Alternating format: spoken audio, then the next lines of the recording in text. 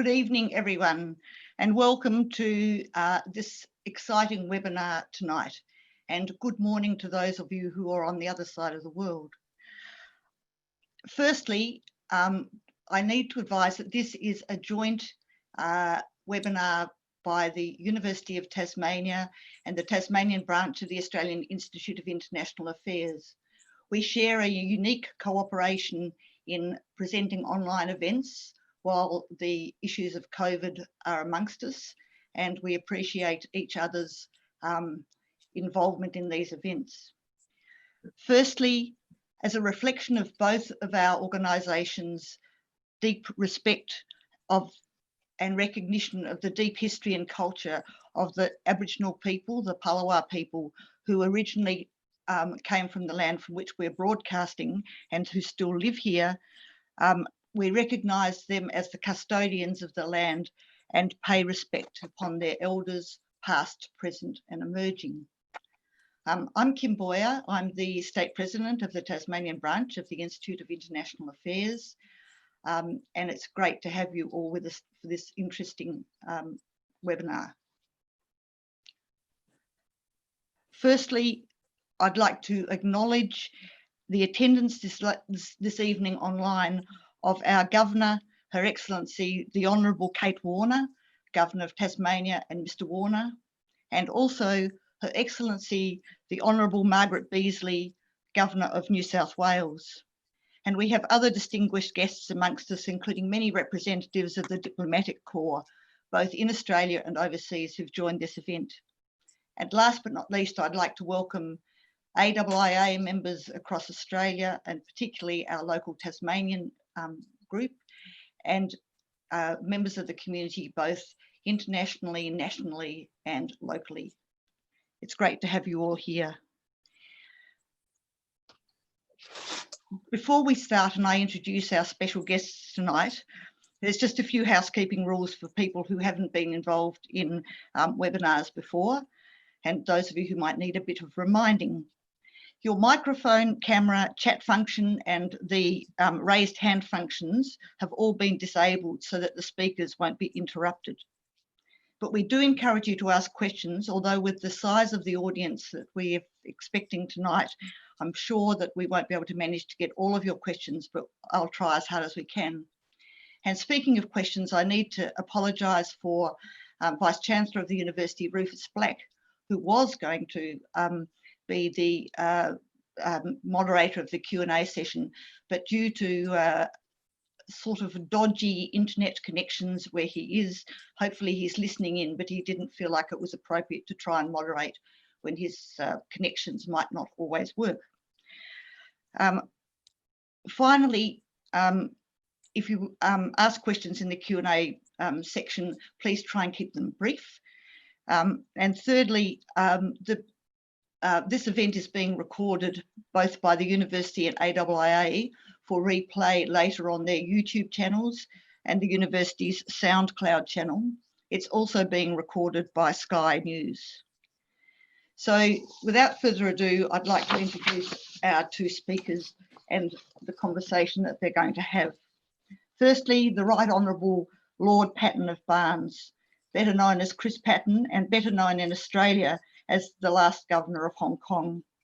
But Chris has had a wide and continuing role in international affairs, both in his own country, but also far wider. He's been a peacemaker in Northern Ireland, he's Chancellor of Oxford University, and he's currently a member of the House of Lords.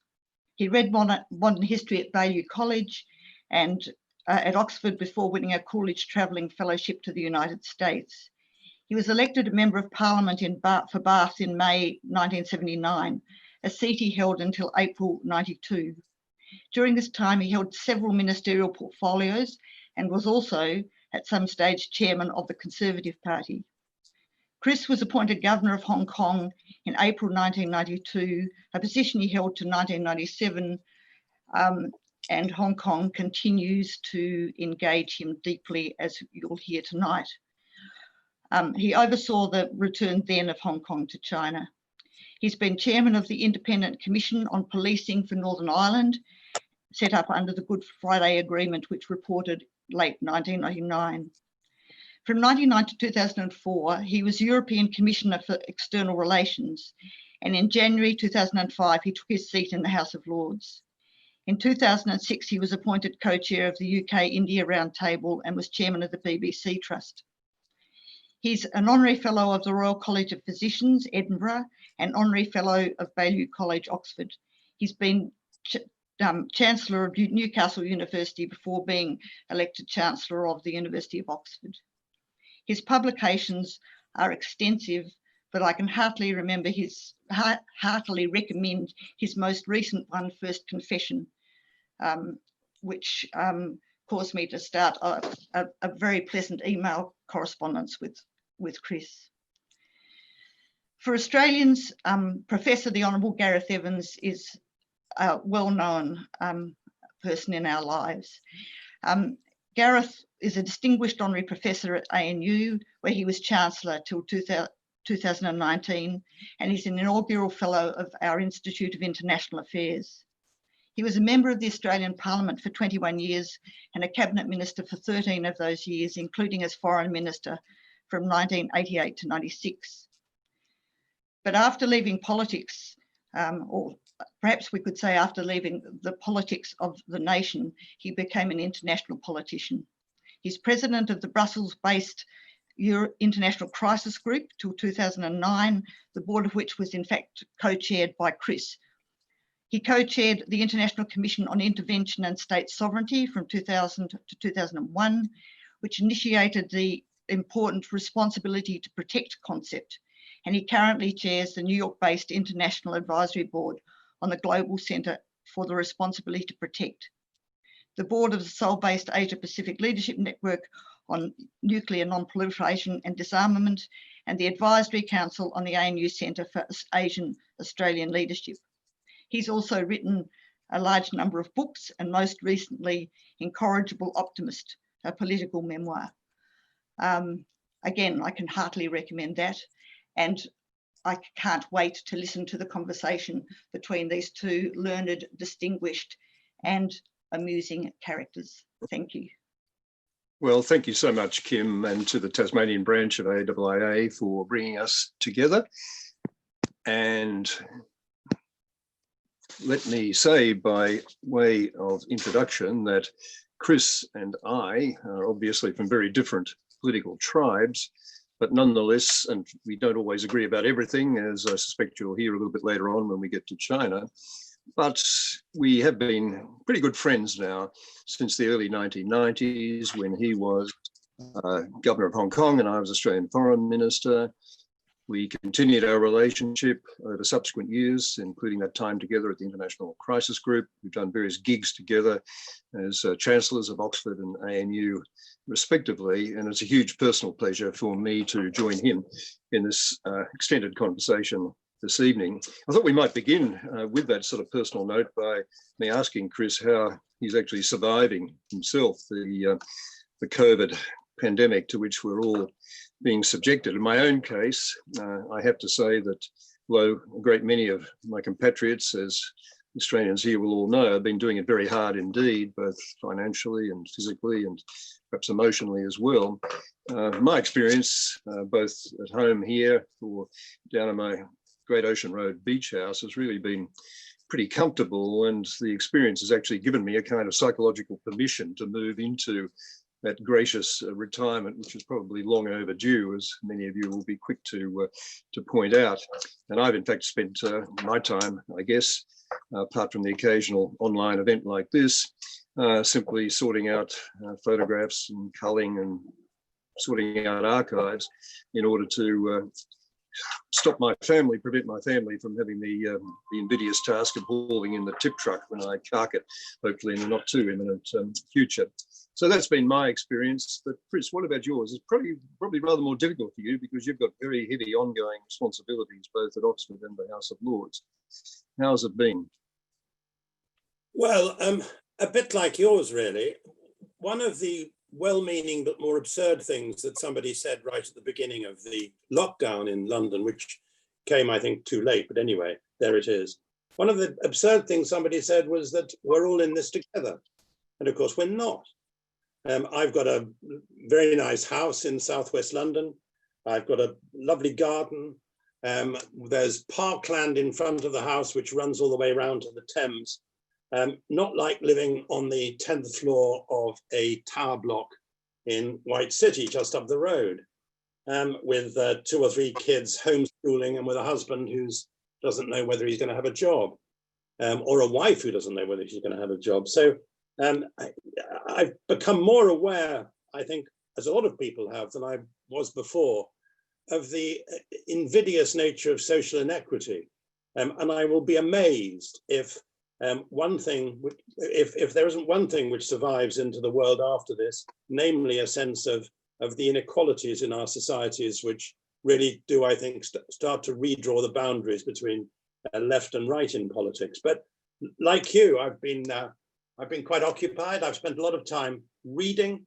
I've become more and more obsessed about liberal democracy and the threats to liberal democracy. And I've been going back to first principles. I hope I'll write a book about it sometime.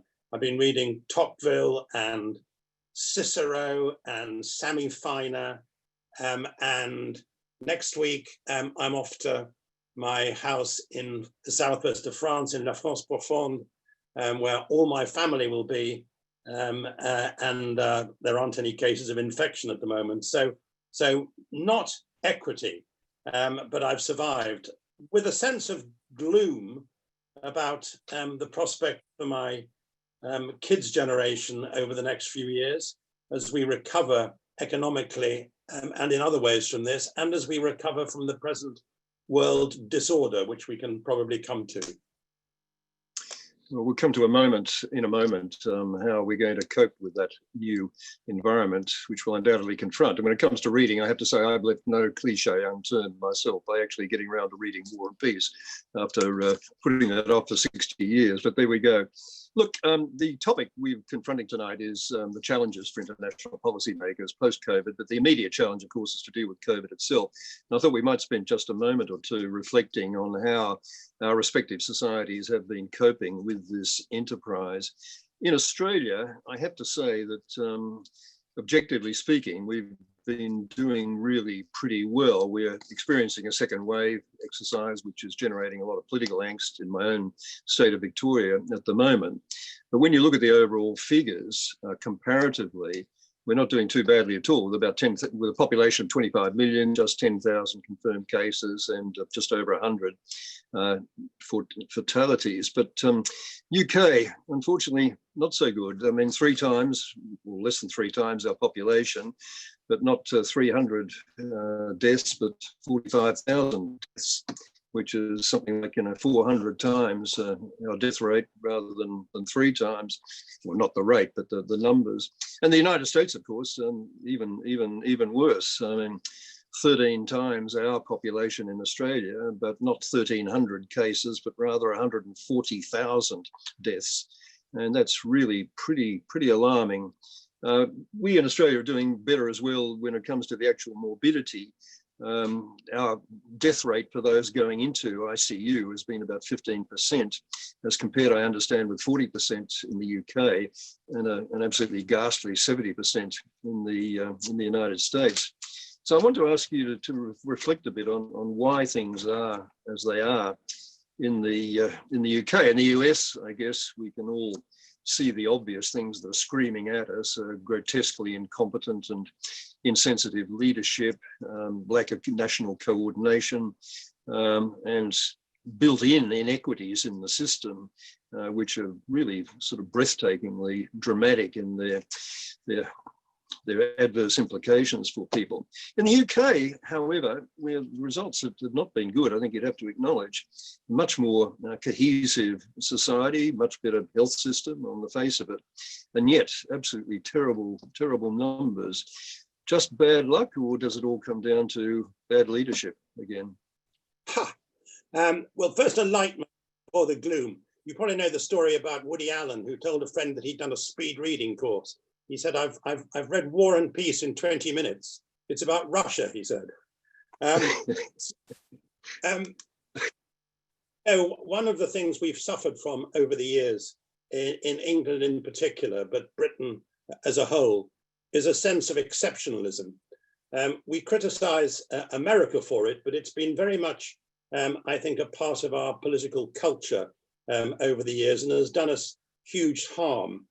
The one thing you can say has been exceptional is the exceptionally bad way in which we've handled this awful pandemic. Not true, of course, of the people in the front line. Health staff at every level, bus drivers who were particularly subject to the disease, people working in supermarkets, in chemist shops and so on. All those people in the front line have behaved extraordinarily well. And on the whole as well, the public have behaved pretty well. Social distancing hasn't been always as much respected as one might have hoped, but people have on the whole behaved with a sense of communal responsibility. But when there is a public inquiry into the way all this has been handled, which there will be inevitably, because we always have public inquiries in England and Britain, I'm sure that there will be fingers pointed at several things. First of all, the dithering, the indecisiveness at the beginning. We spent far too long deciding to take action to go into lockdown, and I would be amazed if people don't determine at the end of this awful business that one consequence has been a lot of deaths which needn't have happened. We were awful about the failure to protect people in care. And this awful pandemic went through care homes like a sort of Holocaust. It was ghastly in some, particularly the larger care homes. We were very bad about testing and tracing, making lots of promises which then weren't delivered. And I think overall, there are real questions asked about our governance structures, and in particular about those who are responsible for them. I think that it would be fair to say that what has happened dealing with this awful crisis hasn't played to the Prime Minister's strengths. I'm putting that very kindly. I worked directly for 3 Prime Ministers, Ted Heath, Margaret Thatcher, John Major. They would have all been absolutely on top of the detail. They did their homework and they concentrated, they worked incredibly hard. I don't think anybody has ever leveled those accusations against Mr. Johnson. And anyway, it's arguable that he doesn't really run the administration. He has an advisor called Cummings, described by Boris Johnson's predecessor, David Cameron, not by me, but described by David Cameron as a sort of career psychopath. And he seems to be actually the administration and making all the decisions. At the moment, we want to get out of what's been going on. What has been exceptional is not the way we've handled the pandemic, but the work that's been done, I have to say, at Oxford University and other universities. At Oxford, our life sciences division, which has been #1 in the world for 8 or 9 years running, is, I think, very close to getting the vaccine, which is the only real way out of this in the short term.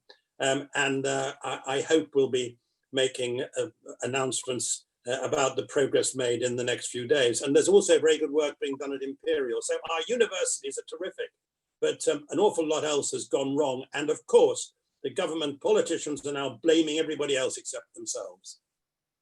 Chris, just to take you up a bit on that point about exceptionalism, there was a very interesting piece by Edward Luce in the Financial Times just 2 or 3 days ago, drawing attention to this phenomenon on both sides of the Atlantic, the Anglo-American hubris, as he described it, that sense that we can do no wrong. That really has fed into this somehow in a way that's measurable, discernible, or at least recognizable. It feeds into a lot of things. It's partly an explanation for Brexit, of course. I mean, we're somewhere between thinking our history has been a sort of glorious Whiggish ascent to the Highlands on the one hand, and on the other thinking that everything we've ever done has been awful. And on the whole, any attempt to say, well, actually, we've been somewhere in the middle, as you would expect of a society like ours, with some glorious patches and some awful patches, any attempt to argue that is torn down like a 19th century statue. So I think we have been real victims of that sense that we can do no wrong, that our institutions are the greatest they've ever been, that the rest of the world is jolly lucky to have us. I think we're going to come out of this realizing just how much soft power we've lost.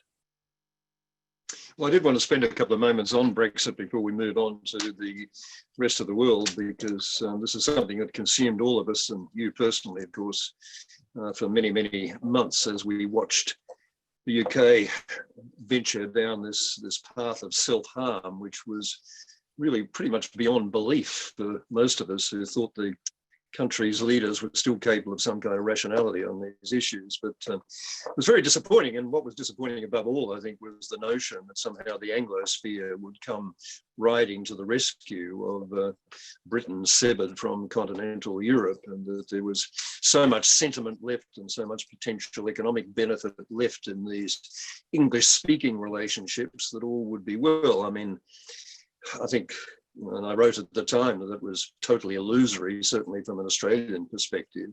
Not that we were particularly nursing still the bruises of your originally joining the EU, although some of us do remember that.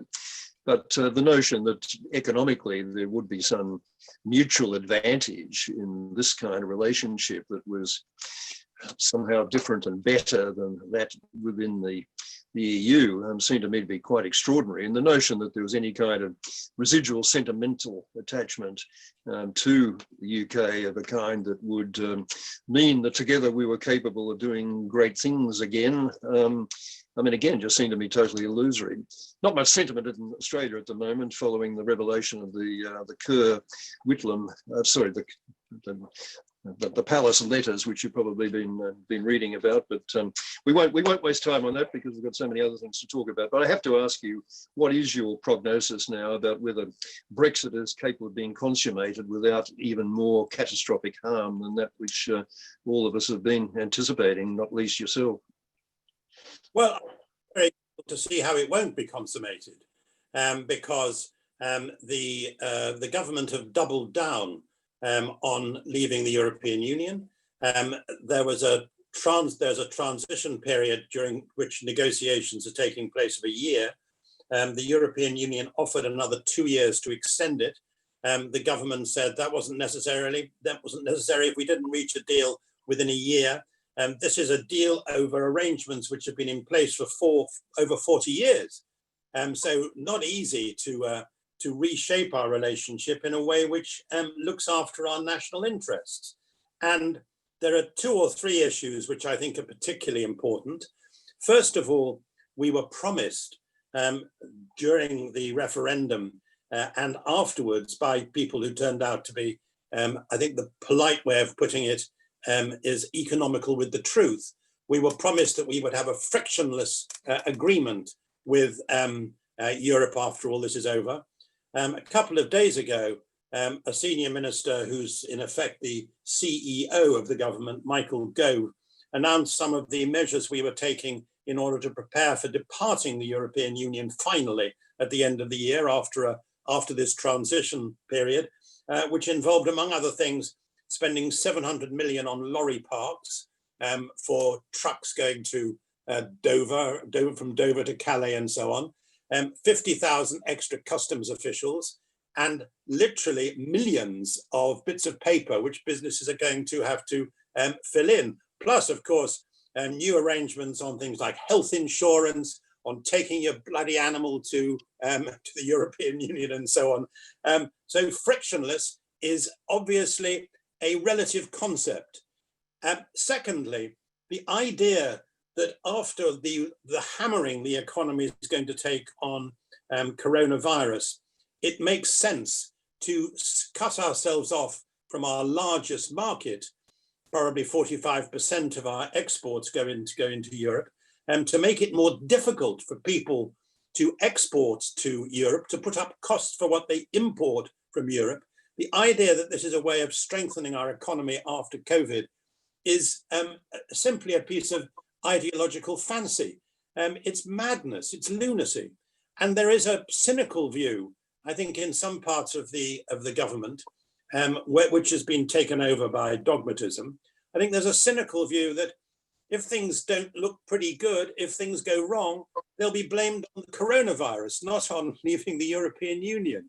It's a terrible, terrible commentary on the shape of political debate and the relationship between government and public. Thirdly, there's a sort of Robespierrist aspect to it. I'll put this very briefly. The Brexit argument has won by allegedly pitching the public against the elites. But of course, once the politicians who've done that become the elite and become the government, they behave much worse than the previous elites behaved. And there was one particular example with the aforementioned Mr. Cummings playing by his own rules in relation to the lockdown rather than the rules which were imposed on everybody else. But there's a general sense that this government doesn't care about institutions at all.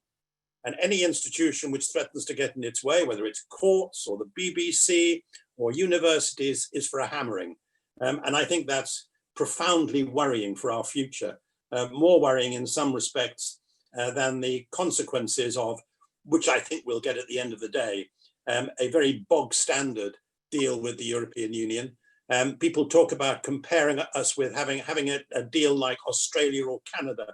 One difference between us and Australia or Canada is you can't drive a lorry from Canada or Australia into Europe, into your main market. We have 14,000 lorries a day going from Britain into Europe. So altogether, I'm not at all a happy rabbit. And Chris, what about the implications for the institution of the UK itself? Scottish independence, Irish reunification, the constitution now devoutly to be wished? Well, two implications. First of all, there's a general feeling, not just in Scotland, that the First Minister in Scotland has actually handled the coronavirus better than the Prime Minister of the United Kingdom. And it's almost certainly the case that the increase in popularity of the SNP will lead to another referendum within the next year or two. And I think that it will be difficult to think of Conservative politicians less likely to attract support in Scotland than the present administration. But I hope I'm wrong, because I think the implications for us internationally, if the union breaks up, are very considerable. Things like our place in the UN Security Council. As for Ireland, when I know more about the Irish border than any human being should want to know. And it's always been clear that part of the Good Friday Agreement means the elimination of the border, both in cultural terms, in mental terms, and in physical terms between the Republic and the North. The government have had to sign up to a deal which in effect, in order to manage its trade relationship, I won't go into great detail, with Europe, has to accept some sort of border between the rest of Britain and Northern Ireland, though they said they wouldn't do it and they deny it's happening, but it is happening. I hope that doesn't lead to the creation of a border or the threat of a border with the Republic, because if it does, I think that it would open up some really big issues. And I don't think that Dublin would want that to happen, and the rest of us shouldn't want it to happen. It was a great achievement, the agreement over Northern Ireland. One of the most important things that Britain's done since the war, and it's terrible to see it put at risk. Well, moving to some even bigger stages now. A lot of debate now about what the general state of the world is going to look like after we eventually do get on top of COVID, as hopefully we will.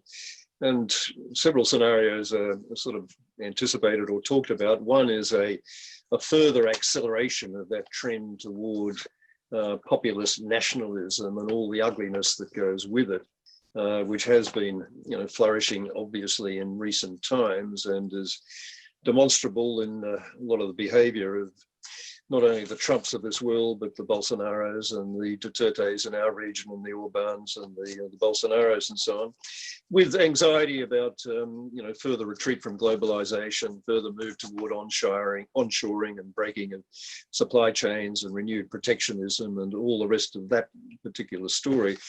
The much more optimistic scenario is that this will prove to be a wake-up call internationally for the absolute necessity of international cooperation, not least on these existential issues, pandemics, climate change, maybe even, God help us, nuclear weapons, but also dozens of other problems that Kofi Annan used to refer to as problems without passports, those issues like terrorism and piracy and trafficking and God knows what else that are incapable of resolution by any country acting alone, but absolutely demand international cooperation. And the argument is that this will be a wake-up call and that we can perhaps get back to a world in which multilateral institutions are once more given the respect they manifestly deserve.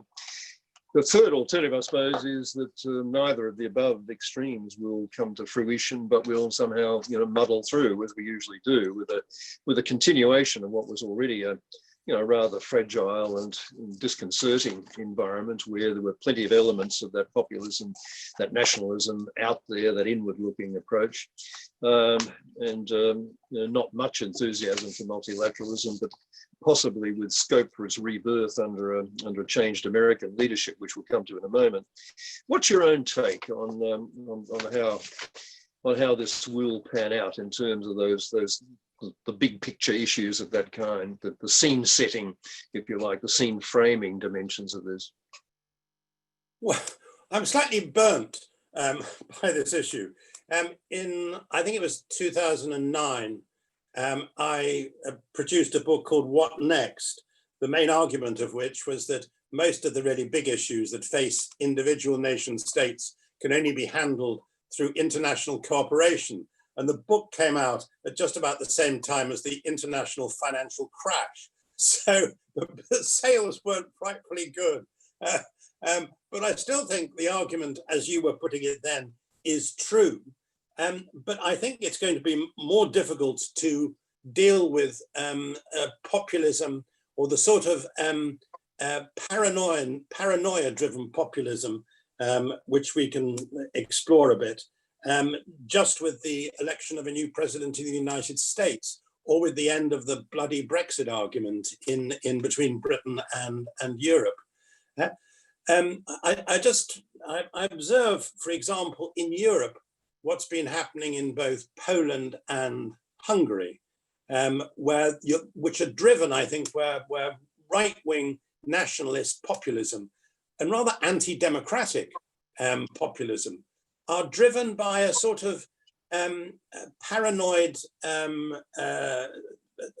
sense of the exceptionalism we were talking about earlier, and a sort of nostalgia for a world that never was, which is I think affects many of us. And I think there are at least 2 or 3 things that we should be worried about. One is the way in which the traditional political parties have been sociologically decoupled from their traditional social bases. And I think it's very difficult sometimes to see what it is exactly that they represent or stand for now. And I think that's been true in the United States. I think it's true in my own country, and I think it's true elsewhere too. Secondly, it's a point made by Anne Applebaum in a wonderful book I've just read about her reactions to, beginning with what's happening in Poland and Hungary, but then going on to what's been happening in the United States and elsewhere. She talks about the impact of social media on feeding the pockets of paranoid views about how badly the elites have run things. And she gives us an example in one chapter, the rise of Vox in Spain, which is a party which has no coherent ideological message. It runs everywhere from the extremes of Francoism to the extremes of libertarianism, but it picks up everything that people dislike in a great clutch of unpleasant issues. And you can go from one media site on the internet to another, which fuel your paranoia about those issues, and which makes you think that you're in substantial company, which alas you sometimes are. And I think we have to face up to that. And I come back to a really sort of truistic observation. Applebaum talks about a great Polish foreign minister. He'd been a dissident under the Nazis and under the Stalinists. And he'd always refused to collaborate with the sorts of nationalism which he thought had wrecked Poland in the past. And Anne Applebaum says to him, but what's your advice? What should people do? What do you tell people who are thinking of collaborating? And he says, I just say, try to be decent. And it's a real truism, but it happens to be one of those truisms which is profoundly true. And it affects us in universities where there's a growing illiberalism about public debate and public inquiry, but it's right across the board. Just try to be decent. I wish more politicians would have that written on their escutcheon. Well, there's nowhere in the world that the restoration of decency is more obviously necessary than in the United States, arguably at the moment. So let's turn to US and China and the state of the relationship between them and how we respectively navigate that, which is, I guess, what most people have been waiting most anxiously to hear you talk about. But one take on the state of the world after COVID is that both the United States and China will emerge diminished from this, which may again be a consummation to be wished, but I'm not sure whether that's the case. But in the case of the United States, an awful lot manifestly does seem to hang on the outcome of this election. If Trump is re-elected, God help us all, Tiny Tim, but if it's Joe Biden, then my own instinct is that we are in with a chance of restoring that sense of decency to which you refer, plus just a little bit of sanity when it comes to recognising the case for multilateralism, effective institutions, recognising the utility of alliances, that they're not encumbrances, but potential assets for international security, and just generally a bit of decency when it comes to domestic political issues as well, and the inequality that you began by talking about. You've been a very long time observer of the American political scene, going back to the time you did a Fulbright or whatever over there. What's your own instinct now as to whether the opinion polls are in fact right and that Biden will canter home? Is it a done deal, or can something go terribly off the rails?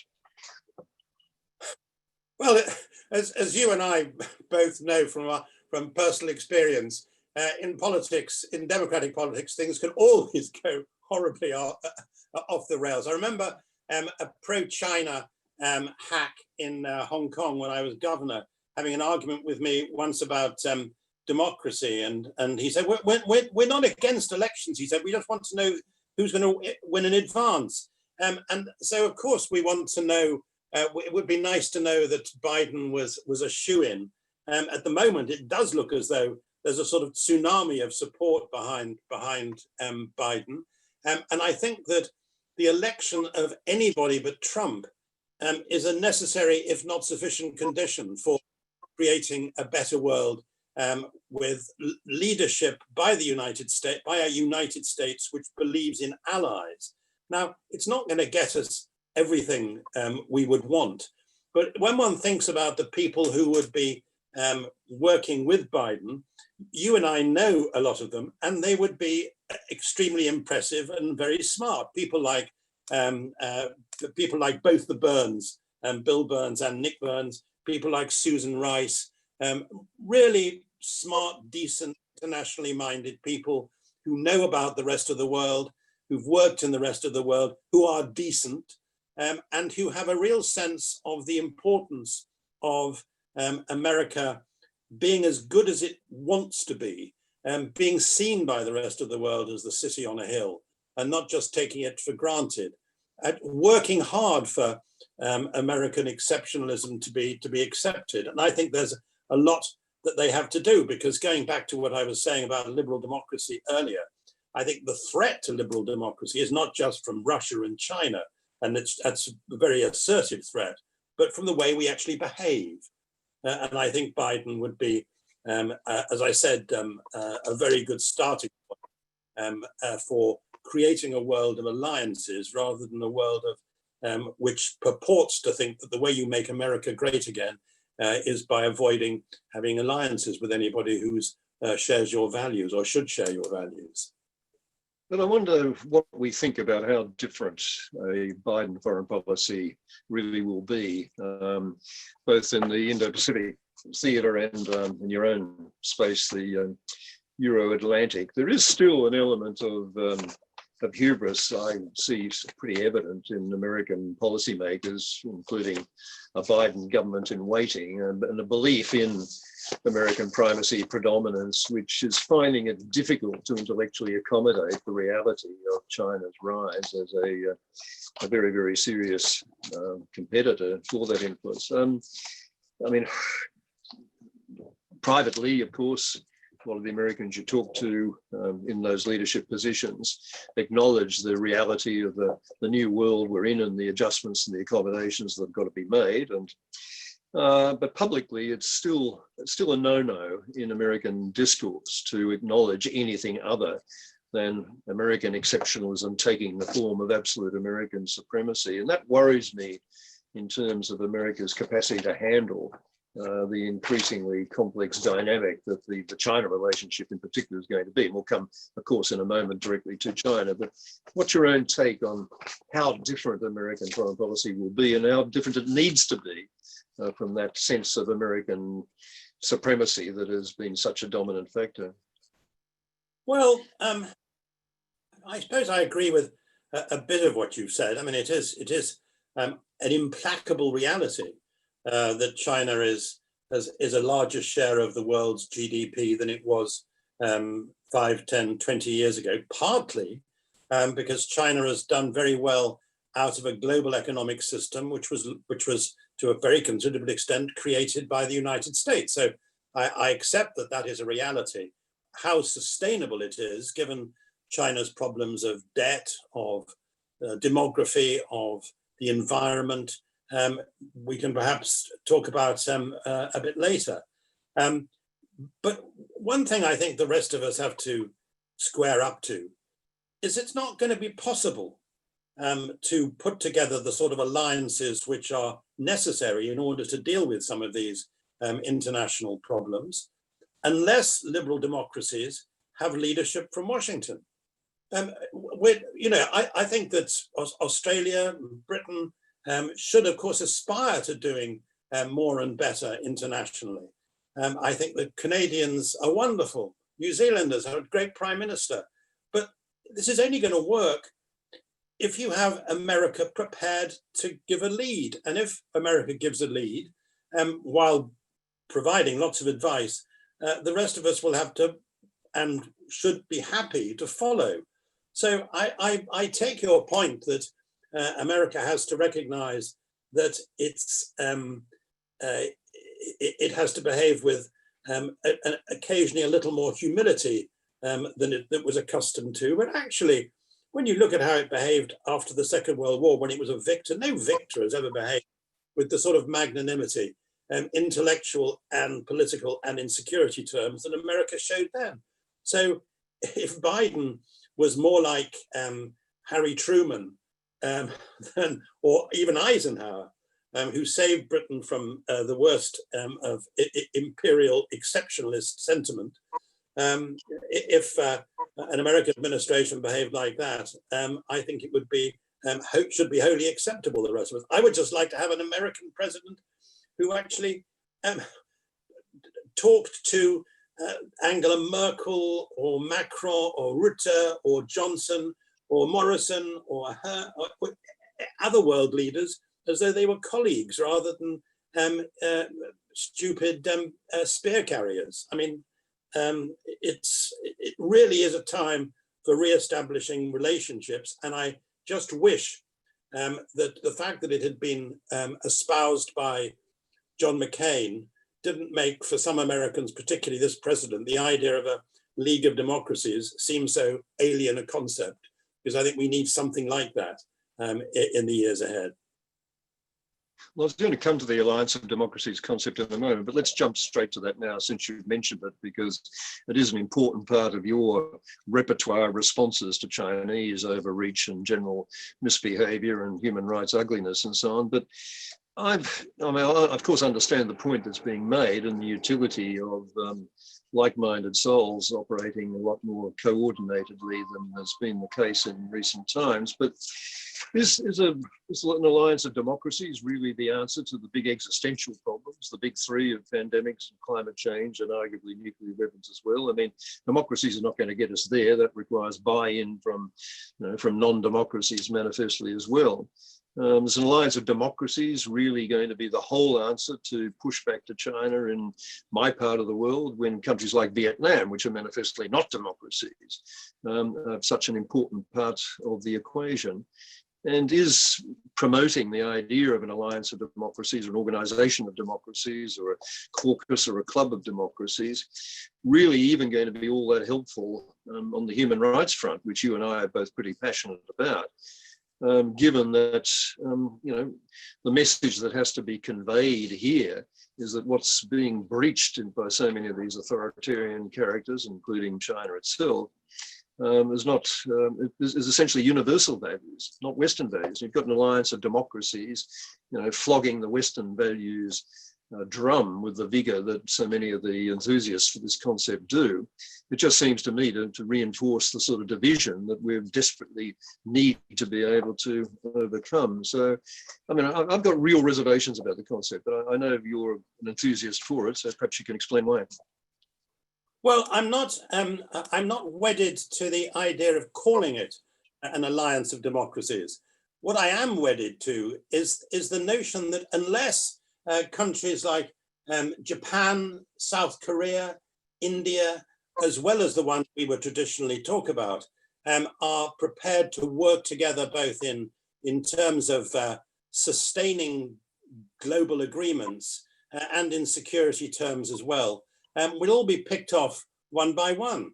And of course, one would welcome the fact that if it looks as though you're have a winning hand of countries, of course it's the case that countries that aren't democracies like Vietnam would be on your side as well. I mean, nobody's more cautious about the future balance of power in Southeast Asia and East Asia than the Vietnamese, with good reason. So you don't have to call it an alliance of democracies, but unless the countries which are democratic are prepared to work together, the one thing you can be sure of is none of these international agreements will actually work. I used to have big arguments in the past, as is well known, with the sort of cardinal of British China policy called Percy Craddock.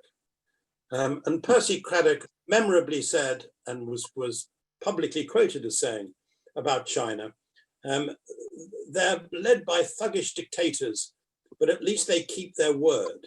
Once they've said they'll do something, they do it. Well, completely untrue. The rest of us have an interest, whether it's in due course dealing with antimicrobial resistance, whether it's dealing with this pandemic, whether it's dealing with climate change, whether it's dealing with the sort of disarmament issues about which on which you've played such an important role. Whatever it is with these things, we of course need some Chinese buy-in, but it can't be Chinese buy-in which enables the Chinese to break their word whenever it's convenient. I've been struck. I'm sorry. I'm going a bit beyond the point you first raised, but I've been very struck. I must be the only human being who reads the International Chambers of Commerce annual reports from Beijing. And I'm very struck year after year by how similar the points are raised by Chambers of Commerce. They all make the same arguments about China and doing business in China. And it beats me why governments haven't been better able to actually take the main points that they raise and take them as an agenda in dealing with China. And I think you can see that across the board. I mean, we'll talk about China in a bit more detail, I'm sure. Well, we are talking China now, so away you go. I don't think it is possible to have a better world and a more a world order which is sustainable and which gives us peace and prosperity unless we stand together and avoid being picked off one by China throwing its weight around. I think this Chinese government is different. Now, I don't know as much about it as Kevin Rudd. Kevin Rudd has done more than anybody else to try to understand Xi Jinping thought. And it's, you know, all power to him because he's done it admirably. But I don't think it's as simple as saying that everything changed with Xi Jinping. I think everything changed with the party plenum in 2011, when the leadership were plainly concerned that with urbanization, globalization, the internet, the party was starting to lose control. And the party plenum in 2011 produced a communique about the importance of tightening control over culture, over religion, over the internet, over education, and so on and so on. And the person who drafted that communique for the rest of for the Politburo was Xi Jinping. And I don't think it was therefore a coincidence that he then became party leader rather than Li Keqiang, who was at the time thought to be the number one in the running. And I think the Chinese leadership were also fairly spooked by what looked to them like an attempted coup by Bo Xilai. So, but certainly since about then, either just before or at the same time as Xi Jinping took power, the Chinese leadership have been much more assertive domestically and much more assertive internationally. Now, I can't understand the mindset in Beijing, which thinks it's a good idea to pick arguments with everybody at this moment. Why? India, why did they need to kill 20 Indian soldiers? Saber rattling, perhaps to encourage nationalist support over Taiwan. Sinking Vietnamese fishing vessels and other fishing vessels in the South China Sea. All these different fights, picking fights with you, picking fights with Canadians. Why all at one moment? One of the main China puffers here the other day in Britain said, why did we want this particular moment in our affairs to pick a tough fight with China? Well, nobody wants to pick a fight with China, but China, it seems, under Xi Jinping, wants to pick a fight with everybody else. And how do you respond to that? And I don't know how you respond to that unless you agree on, between countries which have similar interests, unless you agree to work together, not having a Cold War against China, but being prepared where China oversteps the bounds to make it clear that there's a price to be paid for that. Well, I don't think we're in too much disagreement about any of that because there are so many issues in which China is manifestly behaving badly or overreaching or being over aggressive. I mean, Hong Kong, the obvious one, South China Sea, another one, human rights issues generally, the detention of our colleague Michael Kovrig from the International Crisis Group as a hostage for the Huawei case, Meng detention in Canada, the commercial issues which have been so much centre front in discourse for so long without any sensible movement on the Chinese side. I mean, the list is very long of things we're entitled to be agitated and exercised about. And the list is pretty long about the things on which I think we can and should push back, you know, with allies, with friends, not necessarily just democracies, but others as well who have common interest in ensuring that this dominance does not prevail. But the question is how you do it. And I am particularly concerned, I have to say, in an Australian context, that what I've described as xenophobia, which you don't much like as an expression, but I think is not an inappropriate expression in Australia, has really taken off in a way that's going to prove really ultimately quite counterproductive to the object at the end of the day, which must be to try and find some modus vivendi, some way of living with, engaging with China, modifying its behaviour, and together working on, cooperatively on public goods issues. The language with which, the Chinese language, the wolf warriors and so on, to which you refer, has hardly been conducive to moderation from anyone else in response. But that said, there's been an awful lot of really very excessive language coming out of government, out of the media, in the Australian context, which worries me that it's just feeding an escalatory cycle from which there's no obvious, birthing point, and which has got quite just as a separate phenomenon, has got quite significant implications for our Chinese Australian community, of whom we have, 1.2 million in Australia, fantastically important contributors to our current society and our future well-being, not least in the region, but who are, it's become so bad in Australia that they are constantly describing to me and my little organisation at ANU the sense that they're being regarded as a fifth column in the Australian community, which is utterly counterproductive to, the kind of society we want to be and how we want to project ourselves externally. So I think it is important to not overdo this, to be very direct as appropriate in our language, particularly in private conversations with Chinese policymakers, decision makers, to recognise that public extravagance in language is not always conducive to effective responses, particularly in an Asian context. However cynical you might think some of those responses might be to the claim for decency in discourse. But I do think we need to moderate that a bit. I do think we also ought to go easy on the war talk. I mean, what's worrying me a bit these days is the extent to which the security establishment, with a lot of encouragement from our friends across the Pacific, is really talking up the possibility of a major physical violent conflict with China, and in a way that's completely counterproductive to the kind of way in which we want to get off the horse. So I am concerned, and I do think there are ways of pushing back in terms of developing alliance relationships, group relationships, like a relationship, for example, in the Indian Ocean that we're talking about with Australia and India, working with the US, yes, but with Japan and Korea perhaps as well, in the whole Indo-Pacific region.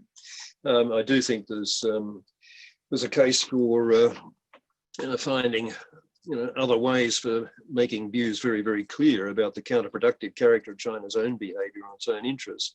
But we really do need to be pretty cautious about the way in which we conduct ourselves. If this hysteria is not, and it is something approximating hysteria in an Australian context, if it doesn't really get to the point of no return. So I will give you a quick take on that, and then we'll have to start winding up so that we can throw it across to Q&A. Chris. Well, yeah. Yesterday, you referred to when we were talking, you referred to an article in the Financial Review, in which somebody criticised guileless, what was the expression? Guileless belligerence. Wonderful phrase from Max Such, a former editor of the Fin Review. Yeah. The problem is, it's the Chinese who define belligerence. So when your government presses perfectly sensibly for a full inquiry into how the coronavirus began, that is regarded by the Chinese as belligerence. When you first tried to stop flights from China, when there were people presumably infected from Wuhan flying all over the world because the Chinese had been secretive about what was going on, they regarded that as belligerent. We had overnight, because of the government's decision to follow you and over Huawei, we had the Chinese foreign minister, the Chinese ambassador in London, who has a particular way in which he has sort of political irony with Chinese characteristics. He criticized us for not having a fair and open playing field for helping investment. And you thought to yourself, has he ever visited his own country? But I agree with you that xenophobia is something we should avoid at all costs. And one reason why we should avoid it is because the argument, as far as I'm concerned, isn't China or Chinese people, it's the Chinese Communist Party and the policies they pursue. Let me give an example of that. I think those 8 or was it 9 doctors who in Wuhan tried to blow the whistle on what was happening with coronavirus were real heroes. I think they were fantastic. I think the Chinese Communist Party, in trying to shut them up, including the young guy who died, I think they're the people that we should be criticizing and having an argument with. I don't want to see sort of xenophobia, which would be like the racism in China against Africans, which has been appalling. So I don't want to see that, but there is one issue where we're both going to have real difficulties in avoiding this. Article 38 in the national security law in Hong Kong allows people to be prosecuted in China or Hong Kong if they say anything which appears to be critical of government's policies in Hong Kong or the government's policies in Beijing. Now, we, like you, have a lot of Chinese students. We have a lot of mainland students. We, like you, have a lot of Hong Kong students. How easy is it going to be to persuade Hong Kong students at British universities that there aren't a few narcs among the mainland students who are telling the embassy what they've just said in a seminar which discussed the existence of Tank Man or whatever? Those are going to be real issues for us.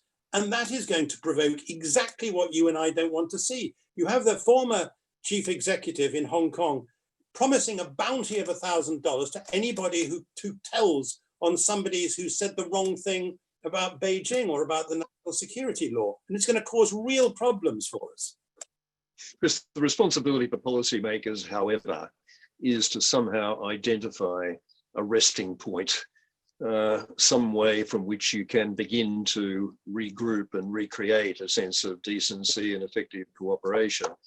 And while matching their belligerence with our reciprocal belligerence makes us all feel a hell of a lot better, and there's ample cause for it, as you've just demonstrated in a number of these areas, it's not going to butter too many parsnips when it comes to getting things back on track. And getting things back on track with China is, as I have to say, a particular interest to us in Australia in a way. I mean, 30% of our exports go to China, less than 4% of yours do. And, you know, China's just up the road physically.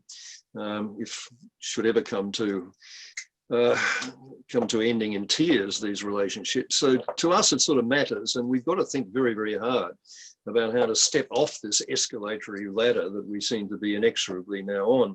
So just to finish up with, before we throw it back to Kim and Q&A, I was quite intrigued by some of the stuff that our mutual friend Kevin Rudd has been writing recently on this. So whatever Australians think about Kevin, he's an absolute brilliant scholar, as I think you've acknowledged, Chris, on matters Chinese. And what he says is that in terms of finding a way out of the current dilemma we're now in, we've got to look at some sort of managed strategic competition in the future, I think is the language he uses, in which you recognize that there are 3 dimensions to the relationship. One is the red lines for both sides, on which there's never going to be agreement, and when they're crossed, there's going to be hell to pay, and maybe Taiwan is obviously one of them for both sides, I guess.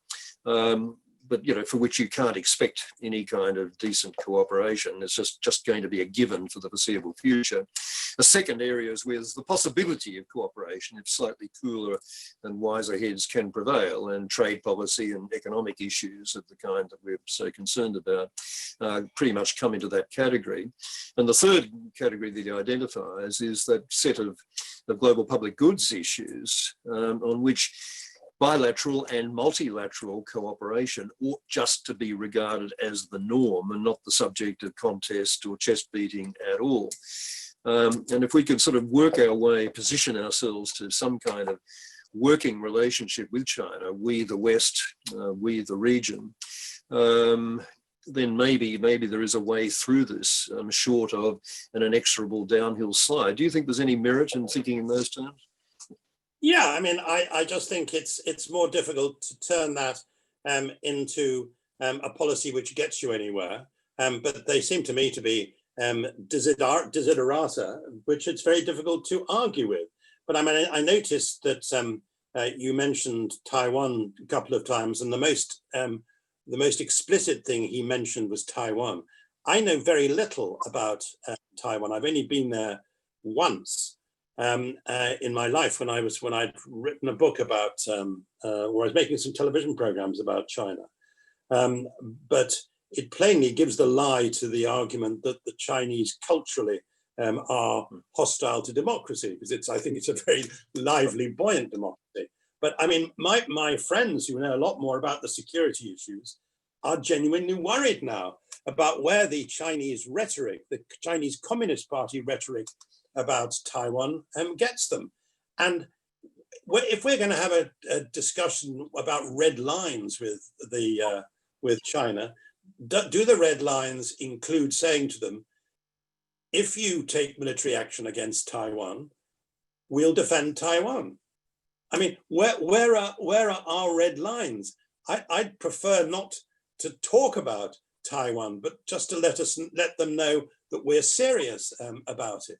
But when we're even nervous about saying that it's crazy that Taiwan is shut out of the WHO because of Chinese hostility, when Taiwan behaved with the coronavirus better than anybody else and actually told the rest of the world what was happening in China before anybody else, it doesn't suggest to the Chinese, I wouldn't have thought, I mean to Beijing, that we're really serious about Taiwan's future. So I think everything that you've described is desirable, but quite where our red lines are seems to me to be something that we have difficulty in defining. And there's one final point.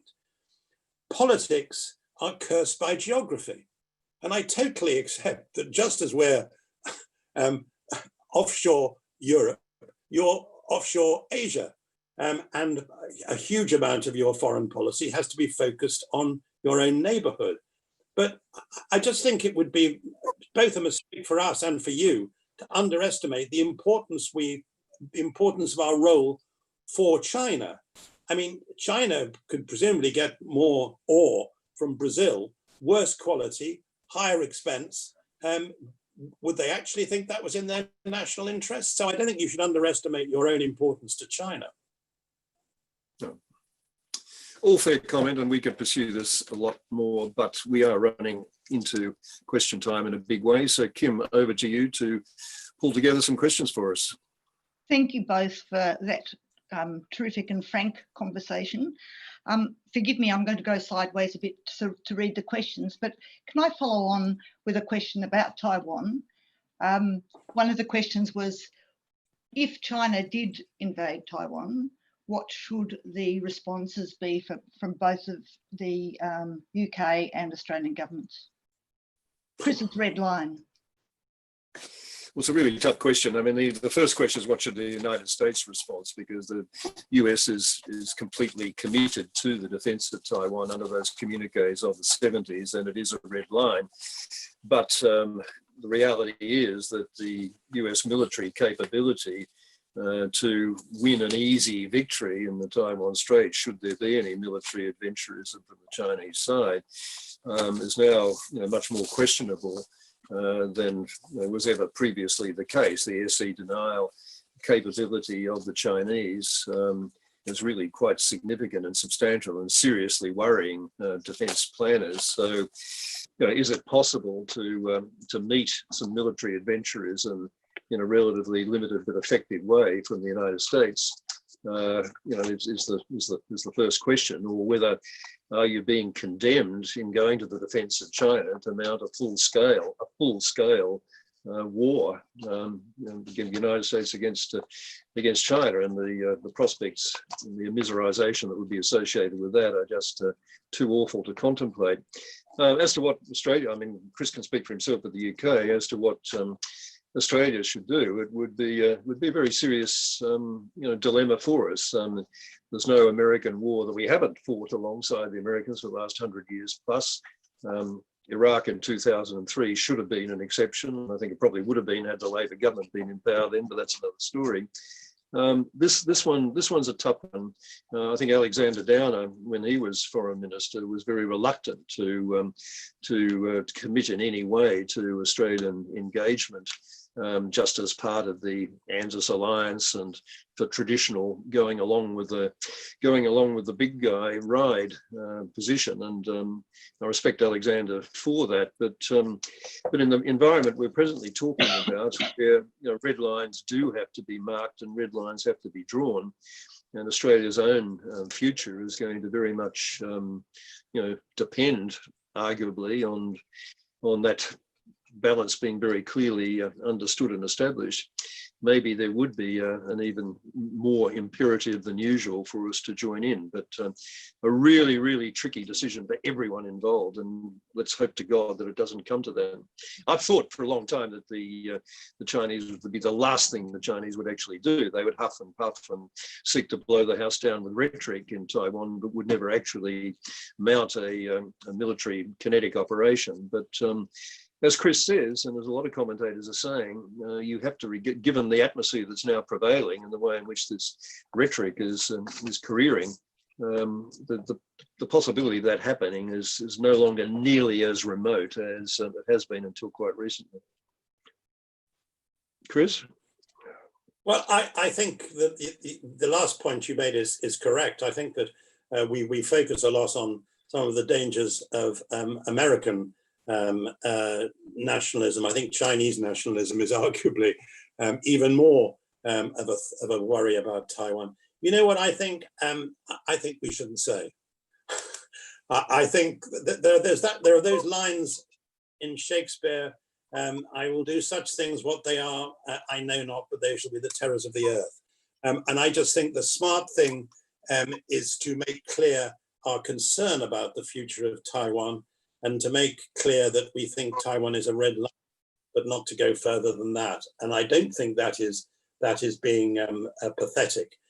We should remember that China has in the past been a lot more sensible about Taiwan. I was in Beijing just before the Tiananmen massacre, and partly because there was a meeting of the Asia Development Bank meeting in Beijing at the time, including with China's acceptance, Taiwan, it had to call it, I think it's called Taiwan Taipei, but actually the Chinese at that stage were prepared to find ways in which they could work around the historic views of China towards Taiwan. And we should remember that Deng Xiaoping's idea of one country, two systems was basically designed for Taiwan rather than Hong Kong. So I don't think we should assume the worst, but the way we should prepare against the worst is by keeping China very uncertain about what our response would be, but that it would be considerable. And I have to add that it is very important that Taiwan itself doesn't, for all the temptations that obviously exist, doesn't go down the path of asserting its own independence or declaring its independence, because on almost any view that would just be a bridge too far for the Chinese psyche to be able to collectively accept. But so I hope to God that some caution and moderation prevails there, even though one of course understands the emotional sacrifice that does involve for Taiwan being the country that it now is, and the population now thinking as it does about its own future.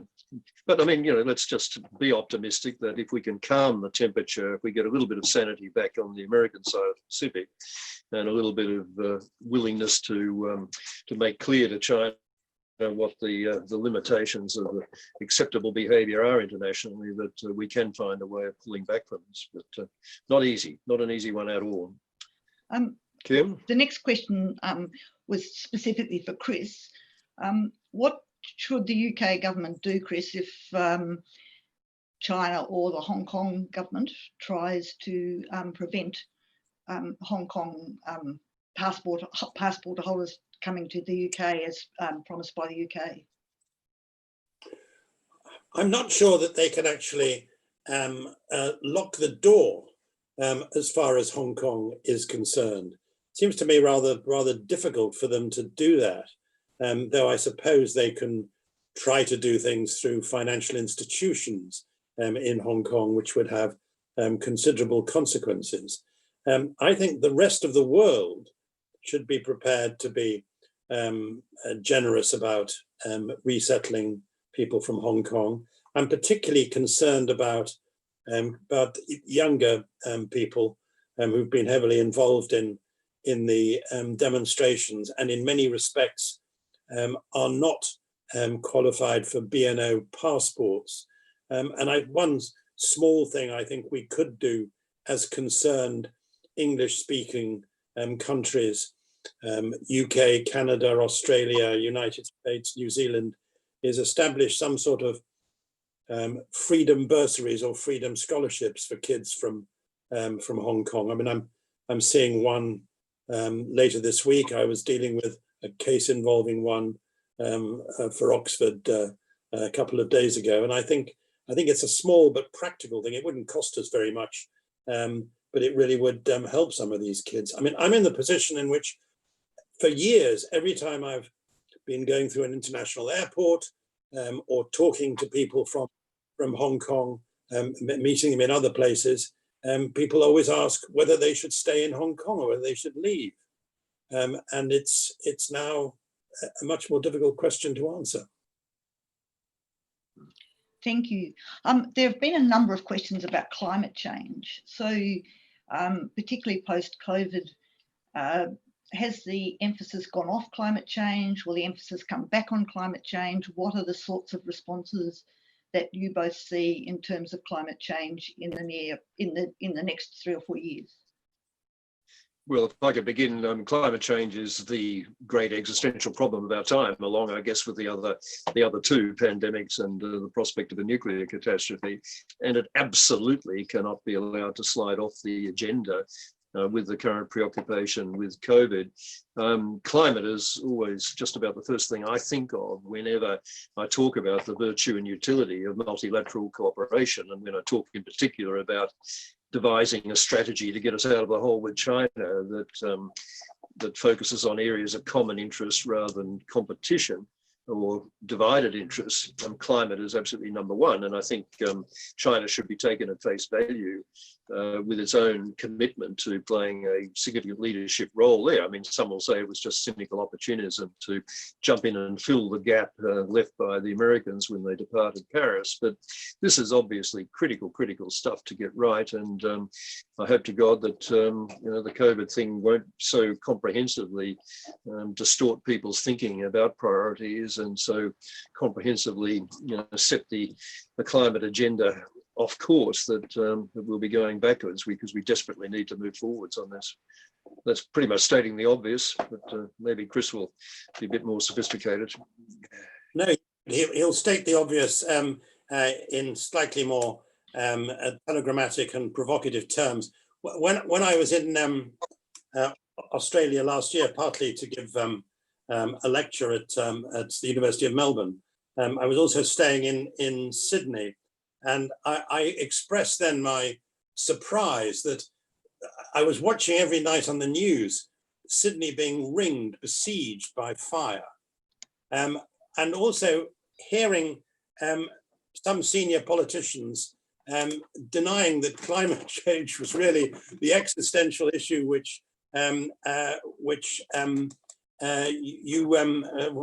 you were talking about just now, Gareth. So I think that you're absolutely right. And there is certainly a sense in the UK that a lot of people have seen in the lockdown some advantages in taking the climate change arguments more seriously. The air has been cleaner. People have been obviously aware of the advantages of not driving around in cars, but I think that it would be a tragedy if we came out of this pandemic without a continuing concern about climate change. I remember a friend of one of my daughters talking to her about the impact of a shark attack on beaches. She lived in Western Australia. This was a friend at school. And her saying after a shark attack, nobody went in the water for a week or two. And then people started going back in the water. And before you knew where you were, they were behaving just as they had before the shark attack. And I think it would be really sad if we went back to behaving as we had been before after this pandemic and got into an even bigger mess over climate change. Thank you. A question going back to the nuclear issue that Gareth raised, and Gareth's well known in Australia and internationally for his role in nuclear disarmament. Chris, the question was, faced with the COVID-fueled trashing of global norms and institutions, how do we go about getting nuclear arms control back on the agenda? And could the UK be a leader? I think very unlikely that the UK would be a leader. It's possible, I suppose, if there was a change of government, but it's such a toxic issue in Labour Party politics that even that is difficult to imagine. The main pressures, I think, is on our nuclear policy in the future are going to be financial, because people are going to be increasingly concerned about the size of the cost of nuclear, of our nuclear deterrent as a proportion of our overall defense budget. So I think there may be, because of that pressure, attempts to limit the amount we spend on submarines, limit the amount we spend on modernizing the deterrent. But exactly who we're deterring is, I think, a question which my children's generation will find it particularly difficult to answer. I think the answer Mr. Blair once gave was Iran, but that didn't seem to be apply very much.